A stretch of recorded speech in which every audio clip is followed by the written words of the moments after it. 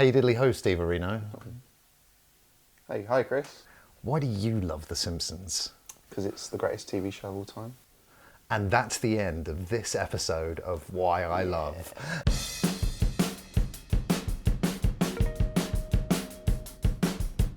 So come on then, what are your earliest Simpsons memories? Where did it all start for you? Earliest Simpsons memories. It's like, I do remember watching it, like it was all on Sky One, right? Yes. The very start. So Very exciting. New episodes would be on Sunday evenings Sunday, at yeah. 7. Yes, I'd always, like, my next door neighbours had Sky. I'd never had Sky. So I'd always be every Sunday over theirs watching The Simpsons. And so that was sort of my, introduction to it. I mean, watching it regularly, I mean, I'm sure I'd caught it before. Because I don't remember watching the early seasons on Sky or anything like that. Like, seasons 1, 2 and everything. Like you, I don't remember seeing Bart the General or any of that season super early. My first memories are them substituting advert breaks for the Bartman video, and that was amazing. But clearly I was watching the first Simpsons back then, I just don't remember. But the earliest memories are like, Sky would show the statue episode like a lot. Yeah. But then I remember when I saw like Bart the General or the electrocution episode. That electrocution bit is brilliant. But Bart the General, I remember being not a great episode. I saw them on some like Friends videotapes. I was like, these older episodes are sort of a stopgap between like when it really kicks off season 3 and the Tracy Ullman show, which like came before that, where they were just basically crude drawings. But they haven't changed a bit, have they? No, exactly. I remember, like, it's obviously just your memory when you're a kid is all over the place. But I remember things like with my next door neighbour, who was a good friend of mine, we'd like see adverts for that week's episode and it'd be like Sideshow Bob's in it and being so giddy and excited that there's a Sideshow Bob episode coming up. So, I mean, it would have been around seasons 4, 5 and 6 that I would have started watching it every Sunday. And then, obviously, the big terrestrial TV moment changed everyone's lives and they came to the Beeb. That's like pure nostalgia for us, isn't it? Like every afternoon after school, 6 p.m, double bill sometimes. Too much. But I mean, Simpsons basically like raised me. Sorry, Mum and Dad. Yeah. Bart, no more pranks. It would mean so much to me if we could have just one nice family photo. Hey, I don't remember saying that. As far back as I can remember, Sure. It was a big family tradition. Me, my brother, and my dad would watch the new episode of The Simpsons every Sunday on Sky.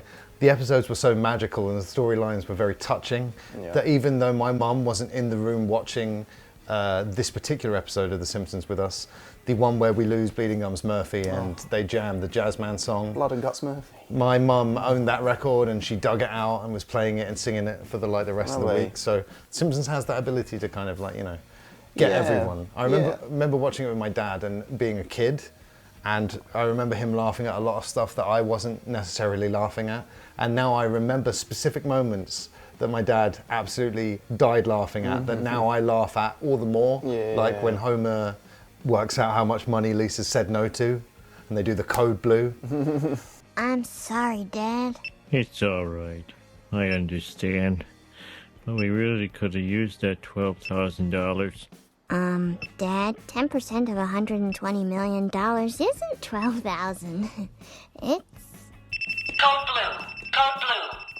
But that's the real genius. Things like The Simpsons, things like a good Disney movie like Aladdin. You've got humour for the kids, you've got humour for the adults, and there's stuff that flies completely over the kids' heads that adults get, and when you can nail that type of genius writing as a team of writers that can appeal to basically every age, it's phenomenal, right? Yeah, it's you meet people every now and then and they're like, I never bother with The Simpsons, never got The Simpsons.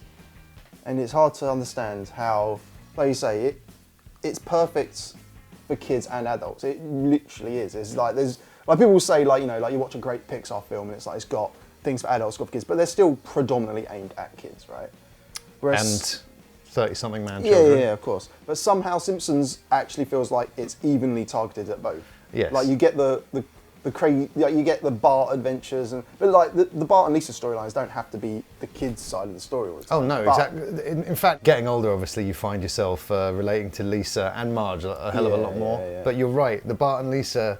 I like the Bart and Lisa solve a mystery episodes, Yes, they're always good fun, like aren't they? Krusty's father. Yeah, and when you watch those as a grown-up as well, they're still so endearing. Bart is still firing all cylinders as a grown-up, and he doesn't become a character that you're like, oh no, sick of him. He was my childhood. Even though when you're a kid, it's all about Bart. You get a bit older, it's all about Homer. It's true, but then like you say, and then you get even further along, and you start to see one of your favourite little things is how Bart is Homer's son. Like, he has so many Homer-isms about him, and like so many great like little Bart lines. Like, it's one of my favourite things is just seeing how much Bart is Homer's son. Like, it's just brilliantly done. Like you say about the Lisa and Marge episodes, like I think the strongest sort of emotional episodes are all the Lisa and Marge episodes. Like the Ralph Loves Lisa episode is just so touching, but then there's also, like, Marge is involved in some of the funniest episodes, like the police, when she becomes a policewoman. It's brilliant. It's all brilliant. It works on all, but yeah, I think there's, like you say, there's a misconception, I think, early on that Marge isn't funny, but I think you've said, like, a lot of the sort of funniest one-liners end up coming from Marge as you get further, as you dig in. Obviously, pound for pound, you can't contend with Homer for like amount of hilarious moments. It's the classic straight. You need a straight man, because right. Otherwise it's Captain Wacky and his wacky family, isn't it? Which is what it becomes, isn't it? Of course. But yeah, Marge gets a lot of stick, especially from like my male friends when I was younger. But still, you meet them like, oh, Marge and Lisa worst characters, aren't they? I'm like, well, Lisa the vegetarian. Great episode. You get a bit older, you relate to her plight a hell of a lot more, and The Simpsons. Joking about it raising me earlier on, but it's been there since 1989. I was born in 85, so it's been there for as long as I can remember, and there's been issues brought up in The Simpsons that I can relate to, and that I think a lot of people can absolutely. relate to. Like early on, series 1, they deal with depression and things, don't they? Like Lisa, the first Blood and Guts Murphy episode, she's like dealing with an incredible amount of depression and sort of finds music and her love for music as sort of a way to get through I've just gone through the Demoxenil treatment as well. Exactly, Demoxenil, yeah. Demoxenil episode's so great.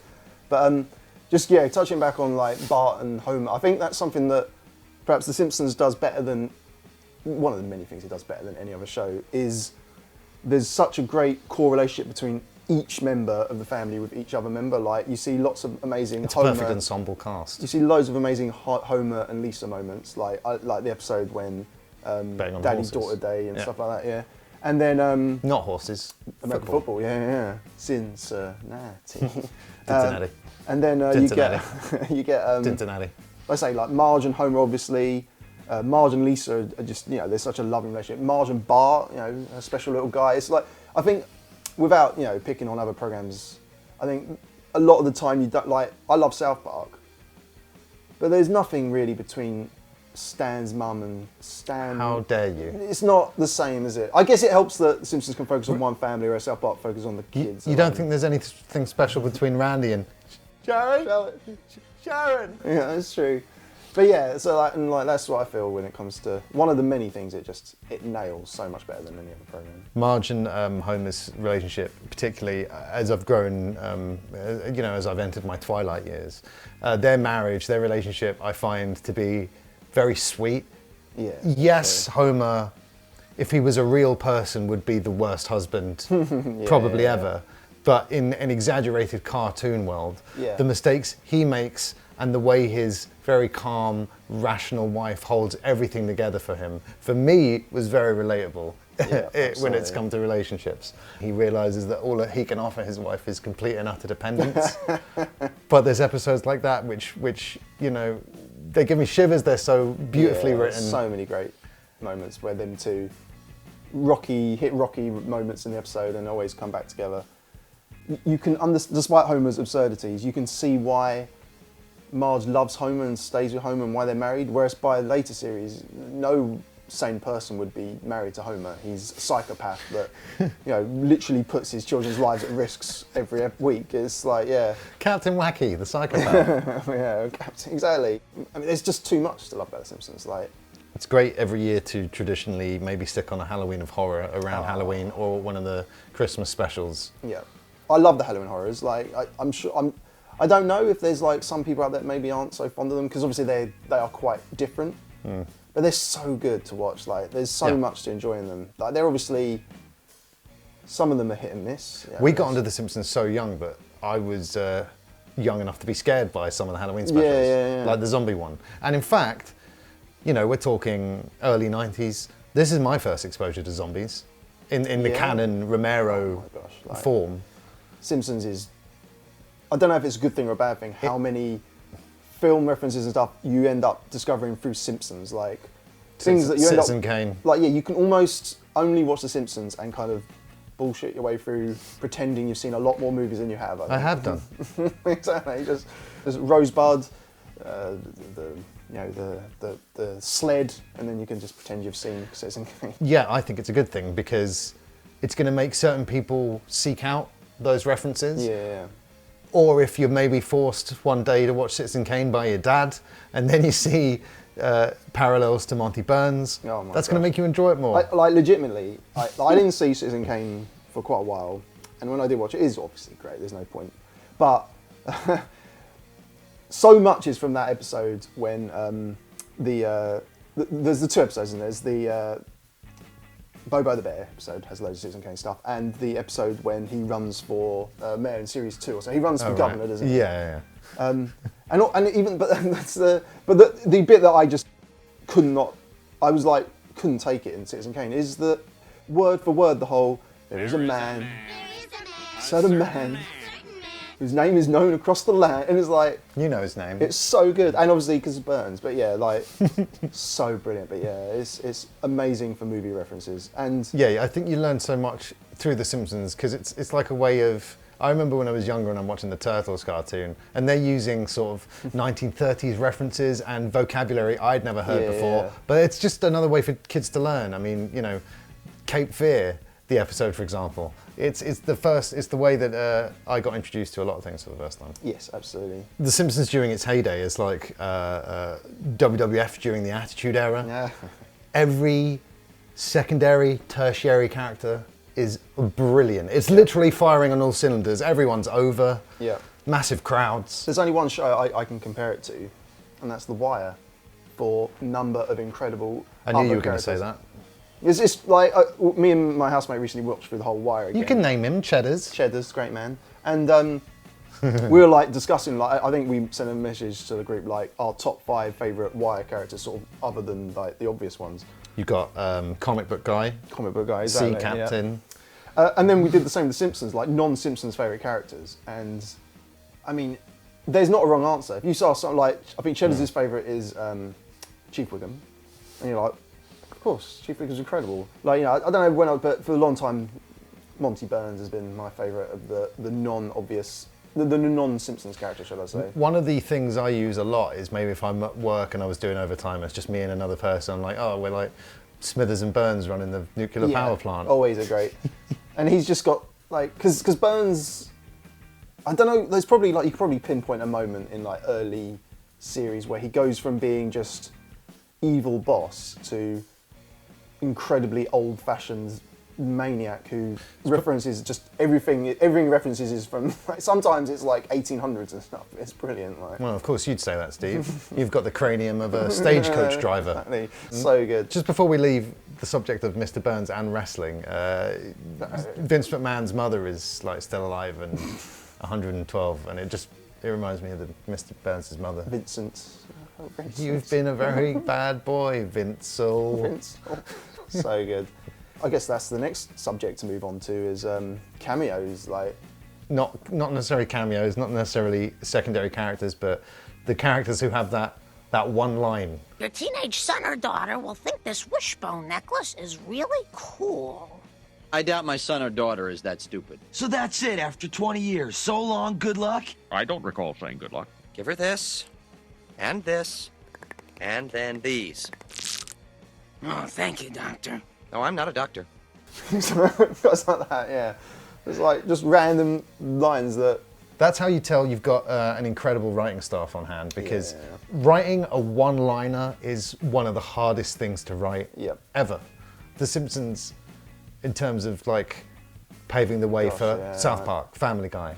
Yeah, compare like things like the Jetsons and the Flintstones to the humour that the Simpsons does is just crazy. Because like, there's a lot to love about the Flintstones. I mean, filmed in front of a live studio audience was somehow as well. Exactly. Very tiring on the... Terrible strain on the animator's wrists. But yeah, like that's something because Simpsons, like you say, is so holds up. The humour hasn't and kids, and the humour hasn't aged, has it? Like, no. So you can watch a series 3 episode now, and it's one of the best things you'll see on TV. Yep. But, yeah, it's still like we're big fans of The Office and you know Partridge and things like that. But for me, Simpsons will always be king. And not only is it the quality, but there's so much more of it as well. Like Office, you get 14 episodes of brilliance. Simpsons, there is 150 plus. I don't know how much high you go, episodes that are just incredible. But but then what happened? And we got to season it's a big 11. question, isn't it? I remember at the time, I remember thinking that maybe I was going out of the Simpsons bit. I was like watching other stuff, but it was because it was. Well, it had also been on for 10 years for us at that point, so maybe you were feeling like, oh, well, I need a bit of a break. But then when it got back to being regularly repeating the old episodes on BBC Two, I think that's when we were all, our generation was like, holy crap, okay, this is the greatest show of all time. Yeah. But yeah, I mean, I've heard over the years many people say, oh no, try watching a... Yeah, it always surprises me when you hear it, because you always do try it if you do it, and it never... I've been burned so many times now. Yeah, it's crazy. Like, I mean, I think we've discussed this, like controversially maybe. I always feel like you see the decline earlier than people, because a lot of people, I think for me, Series 6 is the last sort of perfect series of Simpsons. And before more wacky stuff gets dropped. Yeah, in. more kind of things, episodes with, you know, and then there'll be good episodes. Like, this is the thing, Simpsons at this point is still great, 7 and 8 and even into 9. But like, you'll get like... And 2 and 10. Mary Poppins episodes randomly, and it doesn't nail it like it once would have done. Like, there's still some great jokes in there. Like, you'd be like, so many funny jokes, but it isn't quite the program it was. Like, I think it could. At some point, something happened. At some point, they went from being able to do crazy episodes like Homer Going to Space and nailing every second of it, to something as wacky, but it just wasn't quite right. And then eventually, the writing just became bad, obviously. But. And this is writing staff moving on to different things. Obviously, Futurama started up and was great for a long, long while. But I mean, Simpsons is now what, on its 32nd, 31st season? Something crazy. And every single time I've tried to check out a newer Simpsons, it always leads me, I feel uncomfortable, and it feels like, it looks like something that I love, but it isn't the thing that I love. And the Ricky Gervais episode made me... I was thinking of that one as well. I've watched way too many new ones because of like comfort watching. I'm so familiar with Too lazy to get up and change the channel. Yeah. I have remotes over there, like Homer. Just leave it on. But yeah, like this, because it's The Simpsons and because I have such fondness for it, I will watch it even when it's a new episode occasionally. Not anymore. I used to do this a lot more. Now I don't tend to. And so I've seen a lot of terrible episodes of The Simpsons. I remember the Tamako one being really distressing as well. I hated it. Like I hated what I was seeing. Yeah. Oh my gosh. Do you think it'll ever be cancelled? Can't.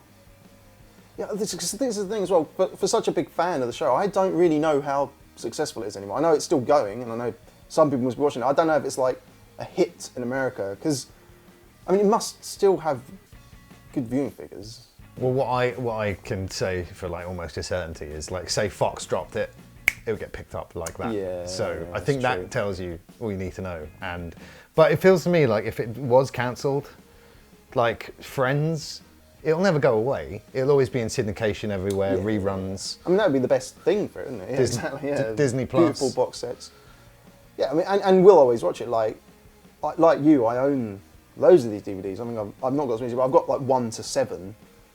But as soon as it came to Disney Plus, I was like, oh, watch The Simpsons again and start watching it. Great excuse. What about Simpsons in video games over the years? How many good Simpsons games are there?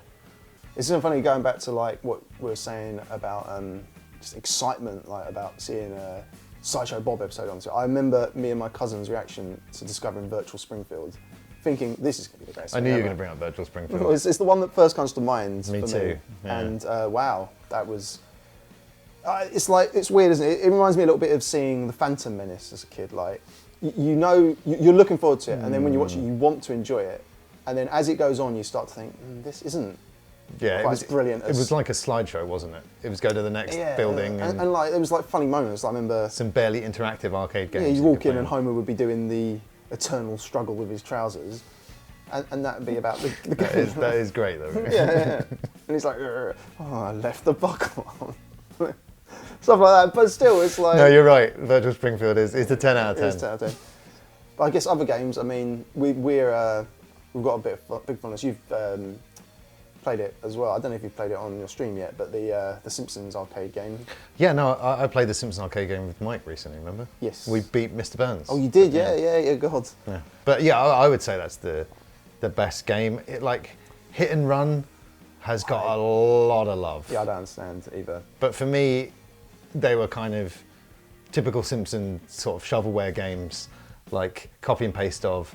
Like Road Rage was what Crazy Taxi, Hit and Run was GTA. Yeah. And I remember playing it and then like, yeah, I'm fine. But it was like, I'm too much of a purist with The Simpsons. Yeah. Like the quotes, like same with The Simpsons Ride.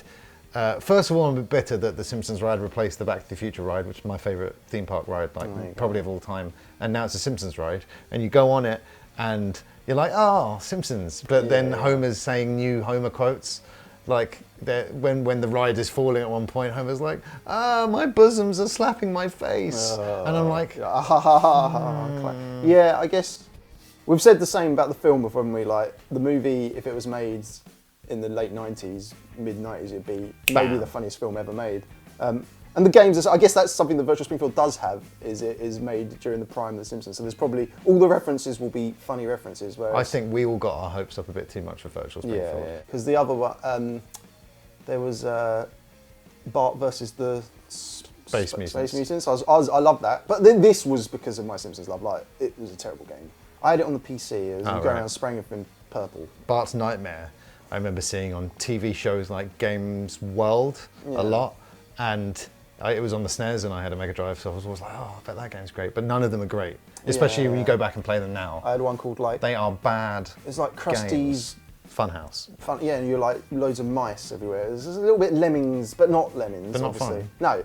No. What I love about Springfield is that it seems to be the town that has the most town meetings and mob riots ever.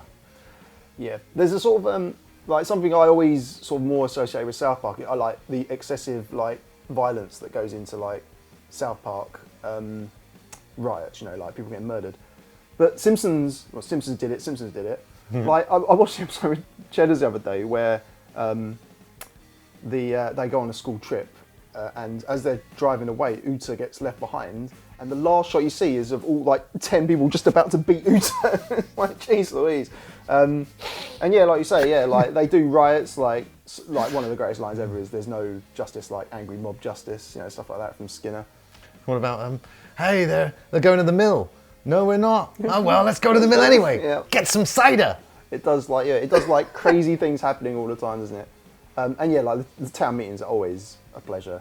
Yeah, and we've got perfect memory of everything that happened at those town meetings, haven't we? Exactly, yeah. Another reason why The Simpsons is so good is that I think it takes a lot of skill to pull off the comedy song. Like I will always, as a bigger Simpsons fan, but I will always slightly side with South Park Simpsons, mainly because of the movie being, South Park movie's soundtrack being so brilliant. But like you say, I mean, I don't love all the Simpsons songs, but they're always funny. Like, you know, I mean, I don't think they're as inventive musically as the South Park songs. Like, I mean, South Park, like, clearly Trey Parker and Matt Stone had a great time, like, going full, like, Broadway and stuff. Whereas, but then, like, some of the Simpsons Broadway joke songs are great. And obviously, the greatest Simpsons song ever is the movie or the planet. Of course, and that takes us back to the fact that, you know, a lot of kids out there now know who Dr. Zaius is, and they probably wouldn't have known who Dr. Zaius was. Yep. Look at that. Man smart. Man smart. A woman is smarter. When it comes down to the best episode ever, we had a discussion about that a while ago. A long while ago. We did a little vote, but what happened? I think me, you and Rob, who's our, or Mr. V as he's also known, is a good friend of ours, and we're like... Here's his Twitter. Massive, great Twitter follow, if anyone wants to follow Rob on Twitter, very funny. But yeah, huge Simpsons fans. And we sort of came, I think we went quite extensively into it. We talked about a lot of episodes and kind of cancelled a lot of episodes out. And eventually... It was a voting elimination process. And eventually we came to a top 10. And I think a lot of the usual suspects were there, like Marge versus Monorail was in there, and Stonecutt's episode and things like that. I was a big supporter of King Size Homer. King Size Homer, yeah. I can't remember, I think we might have even included like a series 2, like Bart the Daredevil, just to sort of represent, as it were. But yeah, our number 1 episode ended up probably not what you'd expect for a lot of Officially the best episode is... Yeah, Boy Scouts in the Hood is what the episode was. And I watched it again recently, actually, and it is amazing, obviously. It's a bit of a, yeah, it starts interesting. It's like, you know, you've got your Let's Go Crazy Broadway style bit with Bart and Milhouse. But it starts with Milhouse as well, so it's always good. Great if you've ever been a scout as well. Yeah, there you go. Like, having since then watched so much more, continue to watch it, I feel like maybe it isn't the number 1 episode of all time. It's still brilliant, but I think, if you're talking, I think you have to take in sort of iconic levels as well, and so things like the Monorail episode feel like that should be higher, because it is brilliant, and it's also, everyone's familiar with the Monorail being an incredible episode. But still, it was a lot of fun to sort of, I remember at the time enjoying going through them. Who knows what our like latest series episode was? It probably something from series 6 or something. In series 10 as well, like we were saying earlier on briefly, there's a couple of good episodes. Homer to the Max especially, and you later find out that they're episodes left over from previous seasons when they had the better writing team. Yeah. But oh well. But yeah, I mean, there you have it. Officially the best Simpsons episode ever. Boy Scouts in the Hood. Yep. Well, thank you, Doctor. Oh, I'm not a doctor.